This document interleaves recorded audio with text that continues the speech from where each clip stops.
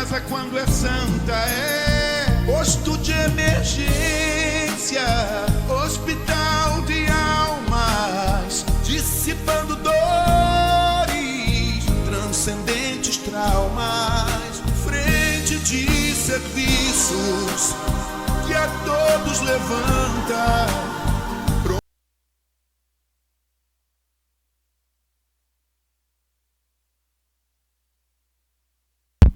Obrigado.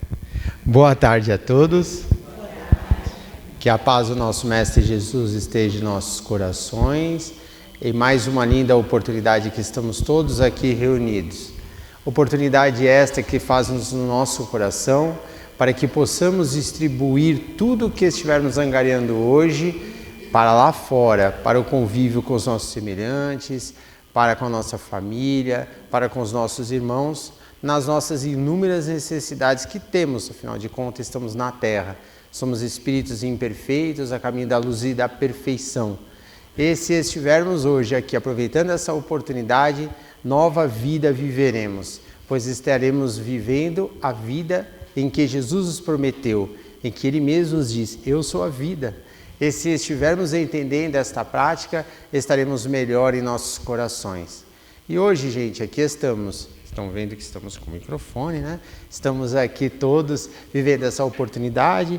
A Eliane hoje é a nossa palestrante da tarde. E a Eliane, ela vai falar sobre o tema Jesus na Samaria, do livro Boa Nova. Lembrando de que a Eliane hoje, ela é a palestrante teste de todos os trabalhos e equipamentos. Então, se precisar de alguma coisa, ela falou assim, que se não der alguma coisa der errado, a culpa é do Robson. Brincadeiras à parte, qualquer coisa foi ele, né?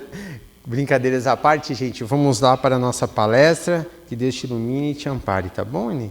Vai lá, com Deus. Boa tarde a todos. Espero que todos estejam bem, tenham tido uma semana ótima, esquecendo a tristeza ali do jogo do Brasil e pensando que Jesus nos renova a cada dia para sermos os campeões da palavra do Pai. Então, assim, sempre somos campeões a cada dia, a cada vitória, a cada amanhecer. Então, esquece, né? Um pouco, é uma alegria, é uma festa, é mais um motivo de festejar, mas um motivo maior é saber que o Pai nos deu a oportunidade de viver. Então, eu chego aqui com a oportunidade, agradeço desde sempre a José de Mococa, e a casa, o presidente, os líderes, a coordenação, a administração, por essa oportunidade de vir aqui falar um pouquinho, de estudar também. Cada vez que a gente lê e relê um livro, a gente aprende e tem uma nova visão. Então, a cada leitura, vocês falam assim, mas eu já li todos os livros de Chico Xavier, já li todos os livros que ele fez, já li, todos é quase impossível, né? Mas é uma boa parte das coleções, eu já li, já sei, já estudei no outro centro, estudei aqui, e acha que já é o suficiente. Mas a cada nova leitura, você aprende um pouco mais. Isso a gente, às vezes, vê no nosso Evangelho do Lar, que a gente pega, faz, às vezes, repete, né? A mesma, abre o Evangelho, nossa, de novo, a mesma leitura. Mas será que a gente realmente aprendeu aquela leitura? Será que a gente não tem que colocar mais em prática? Então, a gente lê, aqui vai mais uma oportunidade de leitura, né? Que, como o Rafael já falou, é do Boa Nova, de Humberto de Campos, psicografado por Chico Xavier. Então, esse livro, acho que teve uma outra palestra que eu também já falei dele, já peguei e já falei de uma lição, e cada lição é um novo ensinamento, né? Hoje eu vou falar da lição número 17, do capítulo 17, que é Jesus na Samaria. E a gente muito já ouviu falar dessa lição, né? Muitas pessoas já sabem, né, como que Jesus foi a Samaria, encontrou... Eu até brinquei, né? Eu falei assim, eu confundo com a mulher do poço, a mulher que Jesus encontrou no poço. Então, quando vem assim, você fala assim, realmente tem uma passagem que Jesus encontrou uma mulher no poço em Samaria. Então, a lição é essa. Quem relembrou alguma coisa é sobre essa lição, tá? Por falhas técnicas do Robson, então, eu não tenho minha apresentação, eu tinha feito bonitinho aqui.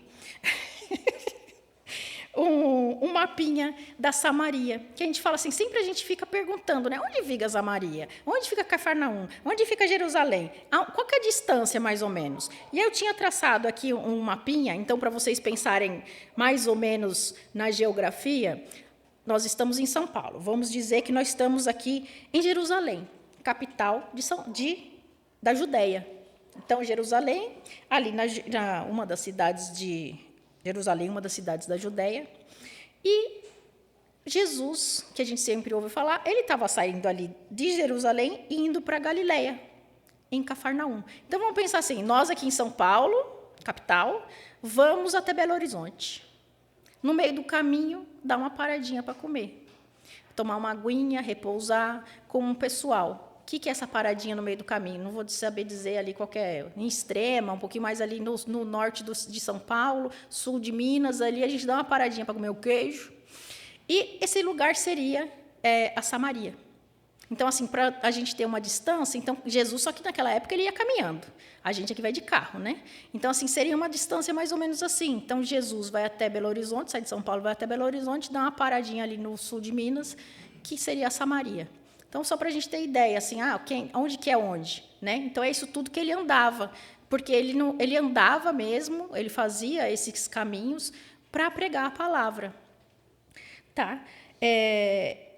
E, assim, eles pararam, né? Foi Jesus lá com apóstolos, com Filipe, André e Tiago, fazendo para pregar a palavra em Cafarnaum. Como já estavam bem cansados, tal, deram essa paradinha ali na Samaria.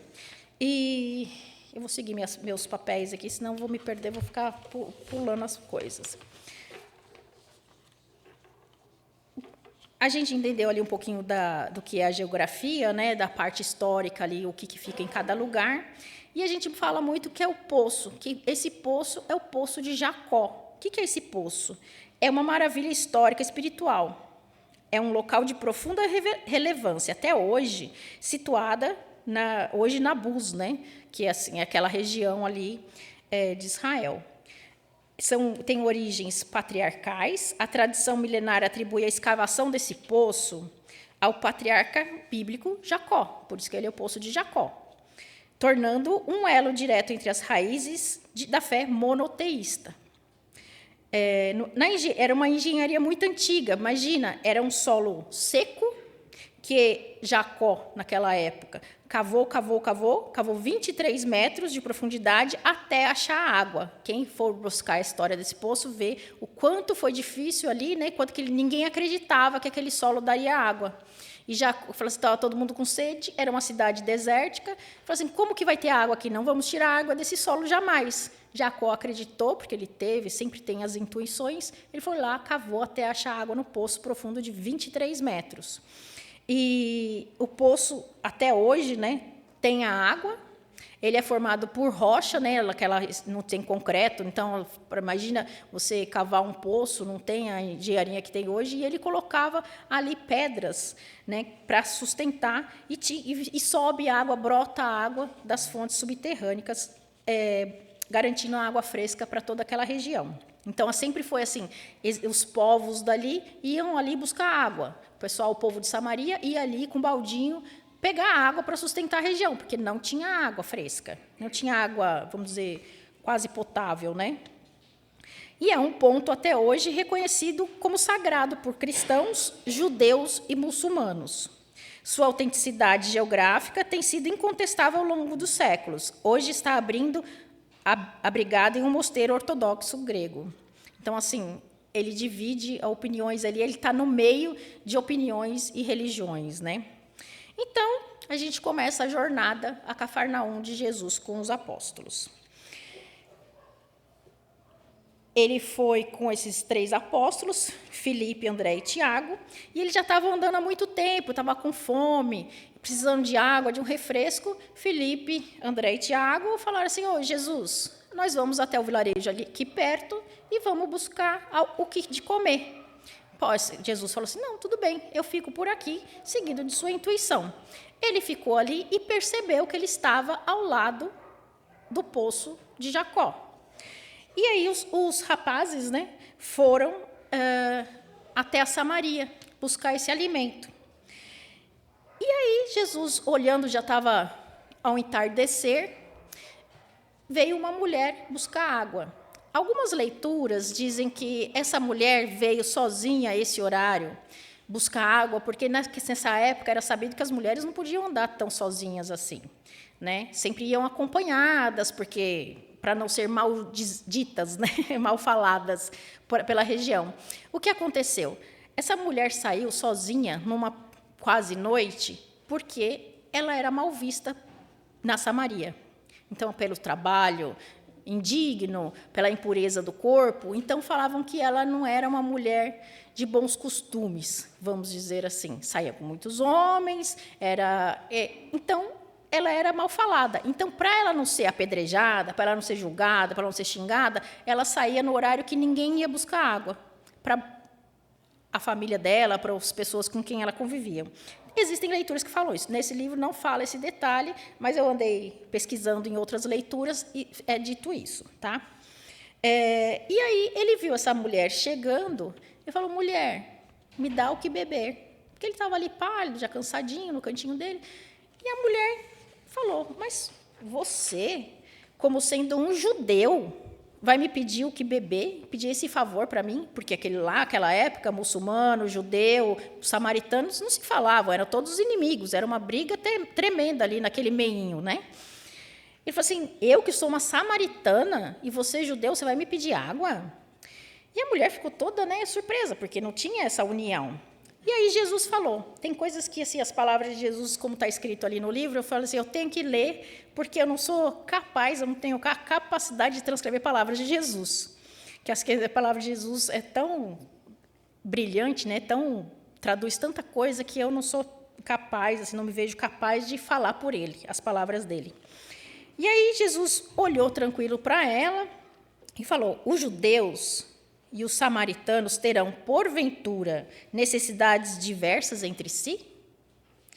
Bem se vê que não conhece os dons de Deus, porquanto, se houvesses guardado os mandamentos divinos, compreenderias que te peço dar água, compreenderías que te posso dar a água viva. Então, assim, Jesus virou para ela, ela questionou, como que ele pede água para ela, que é já uma mulher impura, uma mulher da Samaria, e ele, um judeu, pedindo água para uma mulher, né? Como assim? E ele falou assim, não é por questão da água, porque a água, eu tenho a água viva, e eu estou te pedindo a água do poço, né? São águas diferentes, o que Jesus tem aqui a ensinar, né? Então, a mulher olha para Jesus, estranhando isso tudo, e fala assim, mulher, Jesus fala, né, mulher, a água viva é aquela que sacia toda sede, vem do amor infinito de Deus e santifica as criaturas. Diante da incredulidade da samaritana, que questionava onde estaria essa água, já que ali havia apenas o poço de Jacó.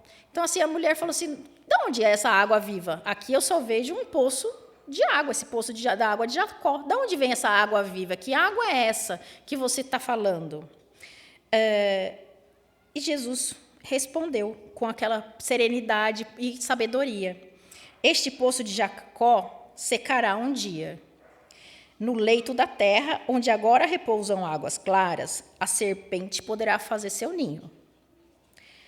Não sentes a verdade das minhas afirmativas ante a tua sede de todos os dias?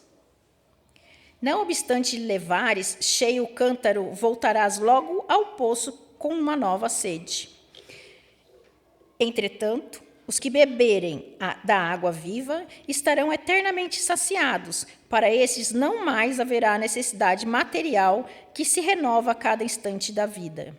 Perene conforto lhes refrescará os corações através dos caminhos mais acidentados sob o sol ardente dos desertos do mundo. Então, quando ele fala sobre o poço, que no fundo do poço, o poço pode secar e ali até existir serpentes um dia, é que a água, as coisas, os prazeres, o que nos sacia a fome e nos sacia a sede, são bens materiais. São coisas, necessidades do corpo físico. E por onde a gente anda, será que a gente não tem outras sedes? Então, o que ele fala? Se você bebe dessa água, amanhã você vai continuar com sede. Se você come desse alimento, amanhã você vai continuar com fome. Se você não saciar a sua fome interna, aquilo que você tem mais vontade, você nunca será saciado. E eu, até recentemente, falei um exemplo para uma pessoa conhecida, falei, escuta, parece que nenhum emprego está bom para você.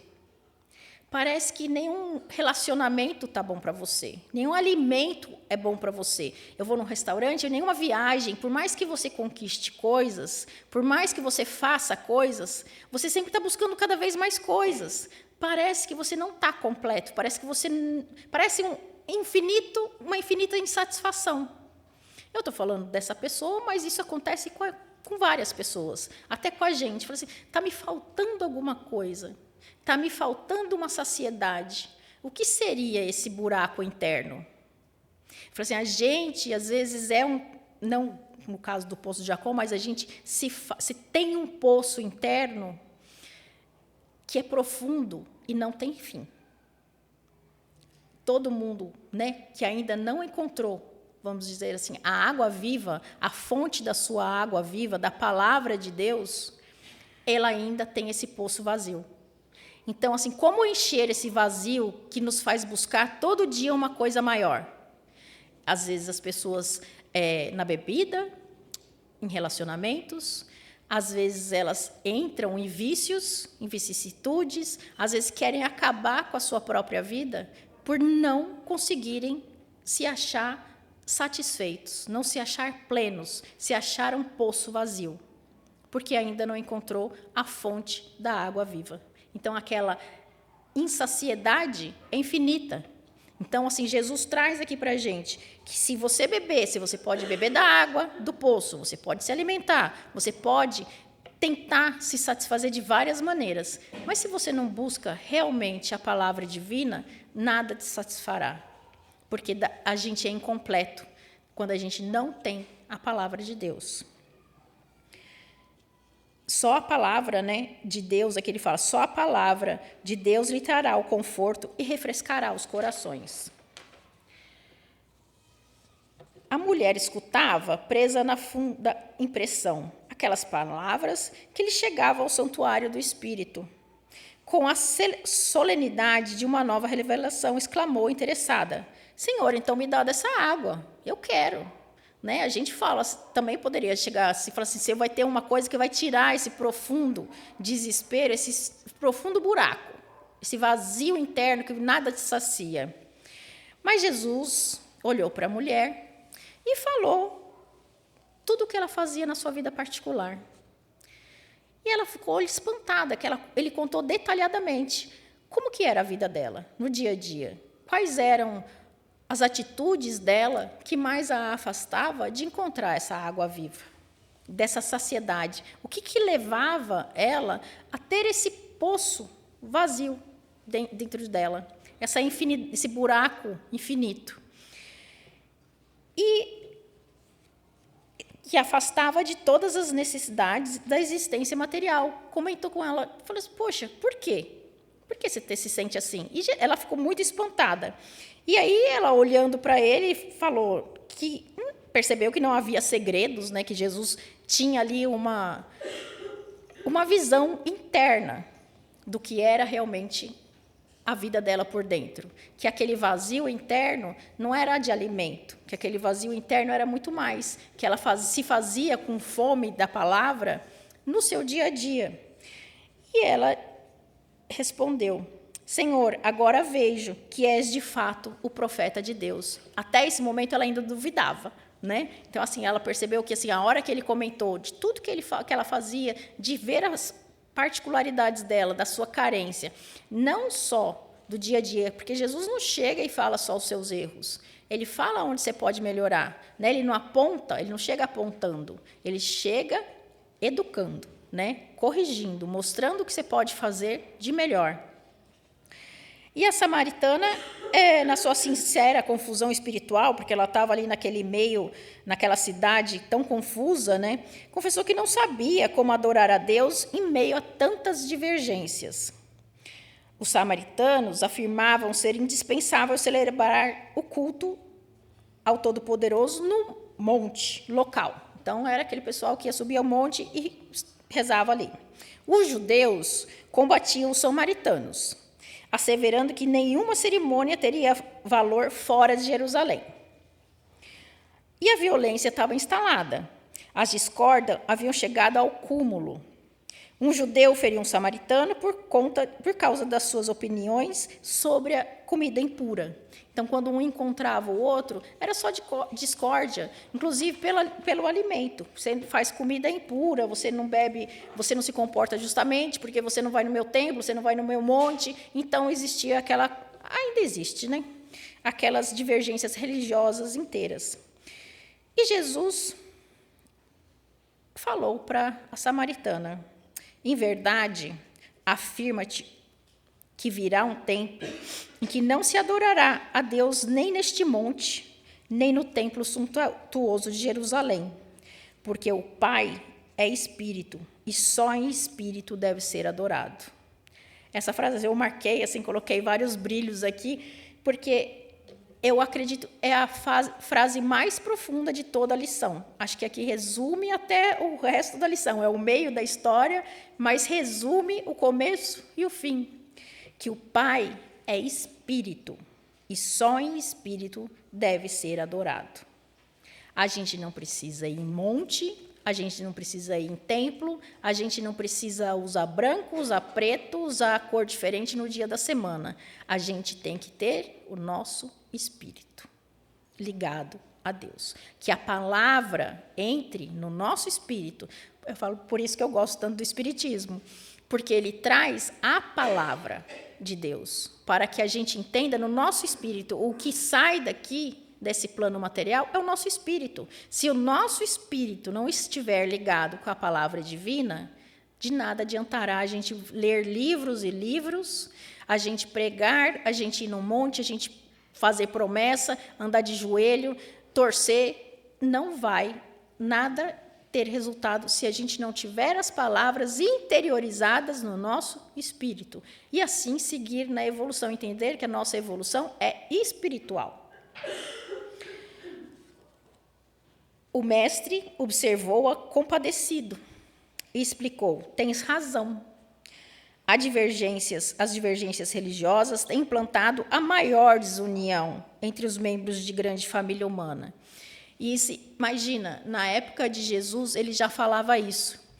E será que hoje essas divergências religiosas, o ódio religioso, ainda não cria mais desunião do que união? A gente vê algumas religiões dogmáticas não aceitando o espiritismo. Falam que quem a gente cultua é espírito do mal, coisas que baixa espírito ali, né? Fala assim, bate tambor, bate espírito. Até a Leia, minha amiga, a gente sempre fala. A Leia, acho que até na outra palavra, na palestra dela, ela comentou que ela vai no trabalho, fala algum assunto lá que sai de religião, e um amigo dela virou e falou assim: e aí, Leia, você vai hoje? Ela falou: o que é isso? Ela falou: bater tambor, você não é espírita? Ela falou assim: mas na minha casa espírita, eu sou espírita, mas eu não bato tambor. Então, assim, o que as pessoas não entendem do que é o espiritismo, confundem com tudo. Ainda há muita falta de estudo. Uma amiga de trabalho também uma vez me perguntou: Eli, qual que é a sua religião? E ela é evangélica, né, crente. Falei. A religião da casa, eu fiz igual aquelas pessoas: não vou falar, falei. Ela é evangélica, ela segue a crença dela. Ela falou assim: o que vocês acreditam lá? Eu falei: nós acreditamos em Cristo, nós somos cristãos, nós lemos o Evangelho segundo o Espiritismo, mas é o Evangelho de Jesus Cristo. Eu não sabia que espírita lia o Evangelho. Eu não sabia que vocês acreditavam em Cristo, que vocês eram cristãos, se dizem cristão. Nós nos dizemos cristãos. Sim, nós nos dizemos cristão. É sobre Cristo que a gente fala. Então, assim, a surpresa ainda hoje de que nós somos cristãos. As diferenças entre as religiões por falta de conhecimento. Quando a pessoa entra numa religião e não olha para o lado e percebe que estamos buscando a mesma coisa, a água viva. Nós estamos buscando o buraco que existe em nós. Cada um pode ir no seu templo da sua forma, mas aceitando o templo do outro. Cada um, existem as diversas religiões, as diversas formas de falar de Cristo, do seu jeito, ou que você tenha o entendimento do seu jeito, mas que você busque os ensinamentos que ele passa sem julgamento. Então, assim, não adianta a gente estar aqui, ler o Evangelho, fazer o Evangelho em casa, ser, né, muito crente em Jesus, falar que não, eu sou espírita, eu pratico, e você julgar a religião do outro. Né? Aquele povo, daí fala, aquele povo que bate tambor, aquele povo que faz despacho, aquele povo que fica na igreja todo dia, o povo do cabelão, não sei o que lá. Não é isso que a gente fala sobre, a gente não fala sobre isso. A gente aceita o espiritismo, acho que é o que mais aceita a divergência religiosa, né? Assim, é como a gente vê aqui Cristo, ele aceita, existe divergências religiosas, mas que não exista na casa espírita, que a gente vê que a gente não julga, né? A gente aceita e acolhe a todos. Enfim, o pastor que reúne, né? Cristo sempre foi. Entretanto, o pastor vem ao redil para reunir as ovelhas que os lobos dispersam. Então, quando a gente fala de Jesus, ele quer trazer a sua palavra a todos. Jesus, em nenhum momento, falou assim, se houver outra religião, fala de mim naquele tempo desse jeito. Para essa outra religião, é desse jeito. Não existe isso. Jesus fala para todos. Né? Por isso, venho abrir o templo dos corações. Como eu comentei, né? O templo é o nosso coração. O buraco, a palavra divina, tem que entrar no nosso coração, no nosso interior, dos corações sinceros, para que todo culto a Deus se converta em íntima comunhão entre os homens e o seu Criador. Suave silêncio se fez entre ambos. Enquanto Jesus parecia sondar o invisível com o seu luminoso olhar, a samaritana meditava. É aquele momento, né, que Jesus esclarece, a pessoa entende que o templo, que aquela palavra, a água viva, tem que saciar o que está dentro da gente. E quando a gente fala que não precisa ir em templo para seguir Jesus, para seguir a Deus, ela percebeu que ela não adiantava ficar entre um e outro, entre os samaritanos, os judeus, os muçulmanos ou quem fosse. Ela deveria tomar aquela água viva para si, para o seu espírito. Depois de alguns instantes, acompanhado de grande número de populares, chegavam os discípulos, admirando-se todos de encontrarem o Messias em conversa íntima com uma mulher. Lembrando que essa mulher era falada no vilarejo, e aí chega, e como que teria um homem sozinho com uma mulher? Então, assim, imagina a cabeça daquele povo julgando já Jesus com um olhar, um homem com uma mulher. E os discípulos estavam vindo com a multidão ali do povoado de Samaria, porque eles foram buscar alimento e, com certeza, já falaram que, assim, eu sigo o mestre, eu sigo o Messias, ele tem a palavra correta. E eles vão sempre propagar a palavra, e vieram aquelas pessoas junto com os discípulos. Nenhum deles falou nenhuma observação menos digna ou imprudente referente a Jesus estar com a mulher, mas nenhum deles discípulos.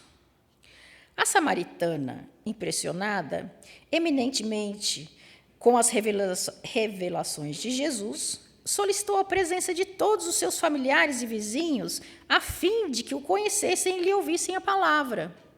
Então, assim, ela estava no auge, estava entendendo o que Jesus realmente estava falando. Então, ela queria trazer esse conhecimento às outras pessoas.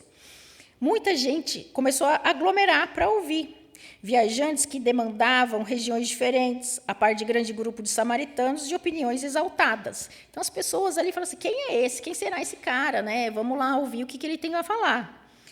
Mudando-se em assembleia e movimento, o Messias continuou espalhando as suas promessas de esperança e de consolação. Então, ele foi conversando, falando algumas coisas. Ele não fez nenhuma pregação por ali, ele não quis falar muita coisa, mas ele falou que existe um pouquinho ali com a sua sabedoria sobre os caminhos de esperança, né? E Filipe, que estava todo preocupado o tempo todo, que tinha deixado ele ali naquele cantinho lá sem comer, porque eles estavam andando muitos dias, falou, mestre, você tem que comer, a gente trouxe alimento, para um pouquinho e come, porque você está muitos dias sem comer, a gente já se alimentou, trouxe o pão para você comer. E aí Jesus respondeu, não te preocupes, Filipe, não tenho fome.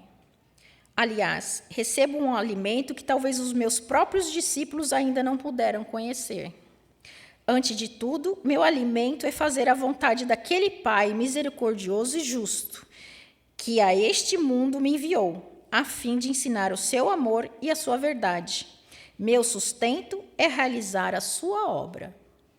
É aquela insaciedade, né, que a gente estava comentando no começo, que o quanto a gente fica insatisfeitos no dia a dia, buscando várias coisas, várias respostas, vários prazeres, sem ter o prazer da palavra, sem realmente sentir a palavra.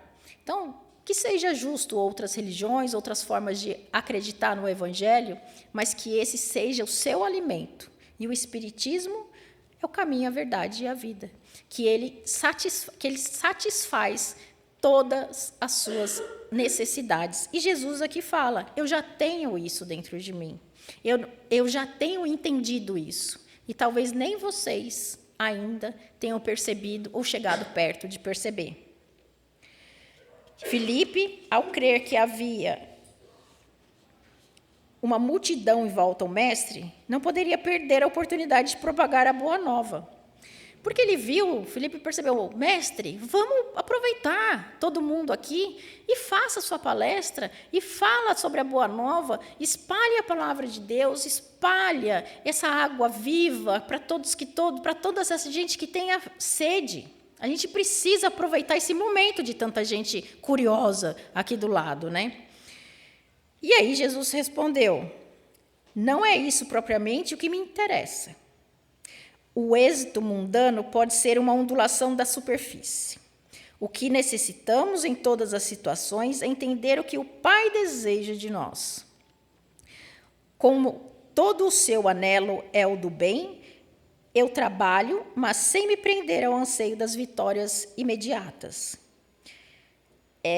Essa situação até condiz, né? Adianta ele falar ali, e falar assim, vamos, todo mundo. Ele não conseguiria converter aquele pessoal que, assim, com tantas divergências religiosas, que já existiam os judeus, os samaritanos ali, se ele dá uma palavra, ele vai conseguir que essa água viva seja entendida por todos, tão quanto foi entendida pela mulher. Ele chegou numa parte íntima, ele chegou num momento intimista com a mulher, a chegar com que ela entendesse as palavras dele. Ele foi fundo nela, para que ela entendesse o que significava a água viva.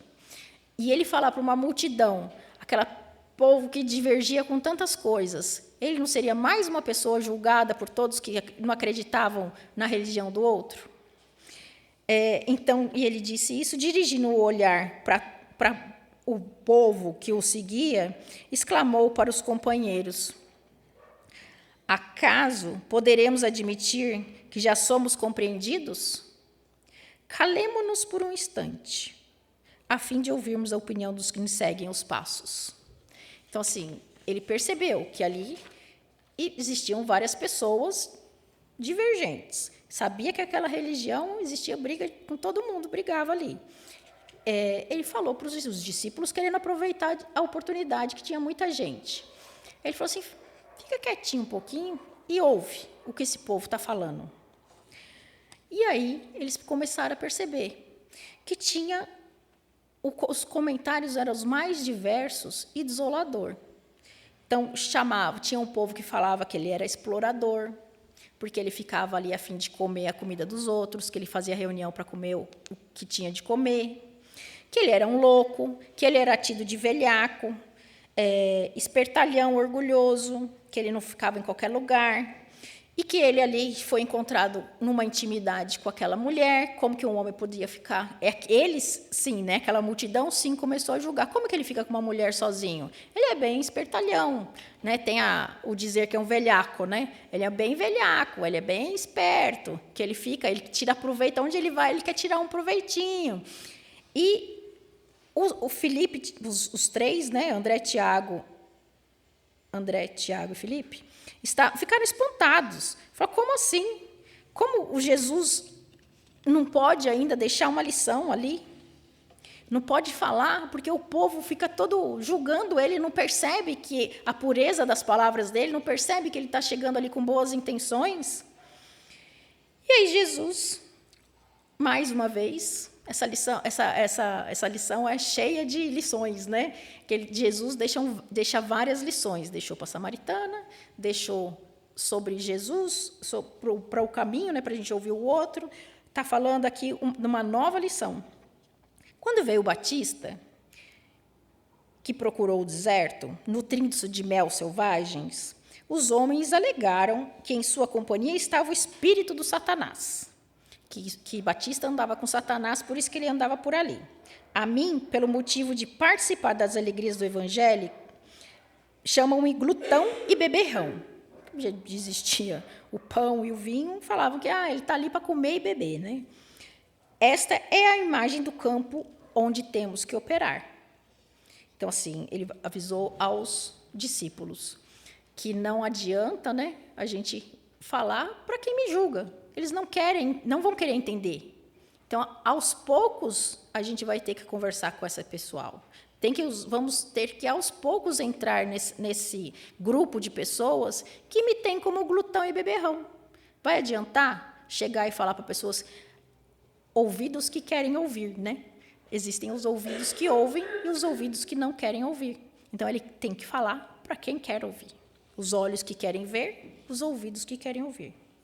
Por toda parte, encontraremos samaritanos discutidores, atentos aos êxitos e referências do mundo.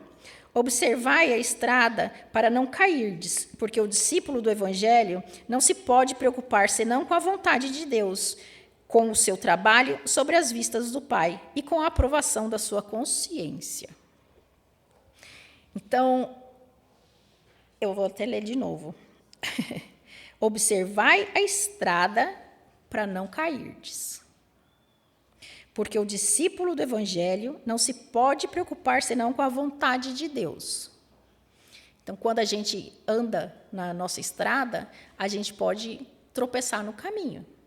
Existem coisas que podem puxar a gente para trás, desvirtuar, né? E aí, de novo, eu lembro do meu pai, que às vezes, quando a gente era criança, ele fazia sermão. A gente morria de raiva.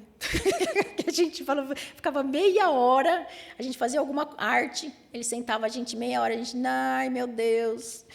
E o pai vai bater, a gente preferia falar assim, me bate, mas não faz sermão, né? Mas ele falava, ele era com a sua humildade, ele era um grande conhecedor de ensinamentos. O pai da gente sempre sabe como falar com a gente, né? Sempre sabe, é um grande sábio, mesmo sendo uma pessoa humilde. Meu pai virava e falava assim, essa mão aqui é a sua vida. Você vai encontrar diversos caminhos. Então, quando você sair, você sai, você vem, né, criancinha, e você tem vários caminhos. Você pode ir para o caminho que parece ser legal. Ele é mais cheio de aventuras, mas ele é curto. Ele vai te levar para um outro lado. Tem um caminho que é curtinho também, mas ele não vai te levar para o alto.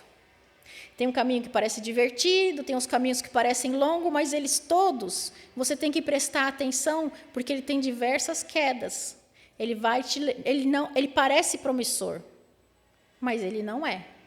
Então, você presta atenção para o caminho que te leva para cima, que te leva para o alto, que aqui no caso seria, meu dedo não é tão maior assim, mas que seria o maior dedo aqui, que é o caminho que a gente nasce e vai para o alto. O caminho da fé, o caminho certo, o caminho reto, que às vezes a gente pensa que a gente está indo para o caminho reto e a gente não está indo, a gente está indo para os caminhos laterais, né? Então, meu pai, quando falava isso, fala o que Jesus, né? Eu assimilo com isso que Jesus fala, que no caminho você tem várias estradas e cuidado para não cairdes, porque se você tropeça aqui, você desvia. Se você cai em promessas da vida material, você tropeça e você não vai reto. E porque tem muitas palavras que nos iludem, né? Várias promessas que nos iludem no mundo material. O discípulo que segue o Evangelho não se pode preocupar senão com a vontade de Deus. com o seu trabalho sobre as vistas do Pai e com a aprovação da sua consciência. Então, é bem forte isso, até mesmo nos ensinamentos do meu pai, né, no meu pai terreno aqui, que assim, qual a sua consciência quando você chega e dorme? Você está fazendo o caminho certo? Você está indo pelo caminho correto ou você está indo pelo caminho mais fácil? Porque, às vezes, é mais fácil a gente xingar uma pessoa no caminho e seguir do que a gente parar, pedir desculpa, ajudar uma pessoa no caminho. É mais fácil a gente ficar assistindo a Copa do que a gente vir na casa espírita e fazer uma prece por um amigo. A gente fazer uma vibração. No dia do Evangelho, não, é dia do jogo da Copa, é mais fácil assistir um jogo. Estou falando do jogo da Copa porque a gente não vai assistir mais, mas é o jogo, são as coisas que estão acontecendo hoje. Então, é mais fácil a gente assistir um filme, ir para um barzinho, ir na casa da vizinha comer um bolo, um café, falar mal dos vizinhos, do que a gente realmente sentar e fazer no dia do Evangelho. Então, no dia do Evangelho que seja, existem exceções, um vizinho me pediu ajuda. Está passando mal, já aconteceu comigo. A vizinha, o filho bateu na porta, me pediu ajuda. Eu falei, na hora do meu Evangelho? Eu falei, não, vou lá. A mulher estava passando mal, estava com uma crise de ansiedade tremenda, os 2 filhos em pânico, não sabia o que fazer. Então, assim, eu pulei a minha leitura do Evangelho, pedi desculpa, pedi licença, fiz depois, mas eu ajudei uma vizinha que estava em pânico, em crise de pânico. Então, quando a gente realmente sente o Evangelho? Quando você vai ajudar uma pessoa ou quando você quer ficar só lendo, fazendo a sua leitura? O que é mais correto? Então, no dia a dia, existem provas. Então, quando uma pessoa te pede socorro, ou então você vê uma pessoa em situação constrangedora, complicada no seu dia a dia, o que é mais fácil? A gente parar para ajudar, a gente dá o ombro amigo, às vezes a pessoa não quer ouvir nada, às vezes ela quer só essa vizinha. Eu não pude fazer nada, não sou enfermeira, mas eu estive ali, falando, respira. E acalmei os filhos dela, falei, vai lá buscar um brinquedinho para eu ver, vai lá pegar uma água. Pus os filhos dela para me atender em alguma outra coisa e pude ali ficar com ela, respira, se acalma. E fui trazendo ela de novo ali para a calma dela, para ela conseguir respirar e ficar melhor. Então, assim, eu não dei passe, eu não chamei nenhum santo, eu não levei remédio material, mas eu levei a minha presença, meu consolo. Não estou falando que eu sou a pessoa mais certa do mundo, mas quantas vezes a gente pode dar a oportunidade de cuidar de uma pessoa, de dar um ombro amigo, de dar uma palavra, de levar o Evangelho. Não precisa ser, muitas vezes não precisa, como até Jesus fez aqui, falou algumas coisas com aquele pessoal, mas ele não levou o Evangelho.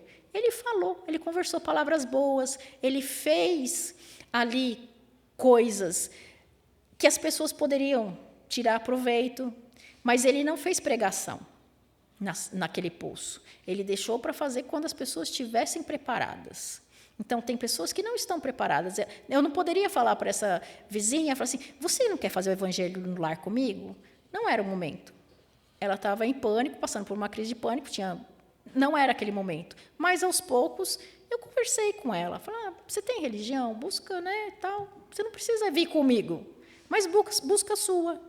Ela hoje, ela é frequentadora, ela é cristã, também frequenta a igreja dela assiduamente. Então, assim, às vezes uma palavra direta ou indireta faz com que a pessoa se encontre. Na religião que quiser, mas traga a palavra para a vida da pessoa, para buscar a serenidade interna.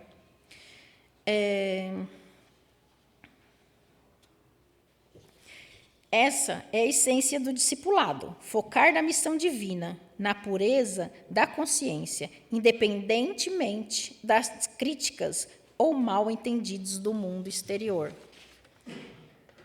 A mensagem universal da Samaria fica que Jesus desvendou os pilares da sua mensagem transformadora. Ele ofereceu a água viva, que sacia a sede da alma. Superou as barreiras religiosas ao ensinar que a verdadeira adoração a Deus se manifesta em espírito e verdade. Exemplificou que seu alimento era cumprir a vontade do Pai, mesmo diante da incompreensão do mundo. Sua passagem por esta região não apenas revelou a prontidão dos samaritanos para o Evangelho, mas também sublinhou a expansão da sua palavra para além das fronteiras tradicionais, apontando para uma fé que conecta todos os corações, que é o ensinamento que Jesus nos deixou, né?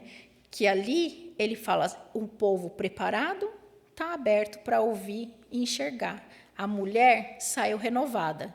Aquele povo, no seu momento, sairia renovado porque acreditou que ali estava o Messias, embora alguns duvidassem e o julgavam. Então, é esse ensinamento que essa lição nos deixa, falando, né, que eu vou repetir aqui mais uma vez, o Pai é Espírito, e só em Espírito deve ser adorado. Então, quando a gente pensar no Pai, em Jesus, aonde que eu vou adorá-lo, que templo que eu devo seguir realmente, é o templo do meu espírito, o que realmente me sacia dentro. É a palavra, não adianta eu ir buscar outras soluções para o meu corpo, para o meu poço sem fim, se não for na palavra de Deus. Que o espírito de todos estejam repletos da palavra de Deus, que a gente consiga buscar meios de fazer essa paz interior, preencher todos os nossos vazios. Agradeço a atenção de vocês. Peço desculpa ao Robson por ter feito se saiu alguma falha, foi por conta do Robson. Mas muito obrigada, boa tarde a todos, bom final de semana. Depois de muitos e muitos passes, palestras e água da fé, religar e religuei. Toda casa quando é santa é posto de emergência, hospital de almas, dissipando dores, transcendentes traumas, frente de serviços que a todos levanta, pronto atendimento de Deus, oh, Santa Casa Santa. Posto de emergência, hospital de almas, dissipando dores, transcendentes traumas, frente de serviços que a todos levanta, pronto atendimento de Deus, oh, Santa Casa Santa.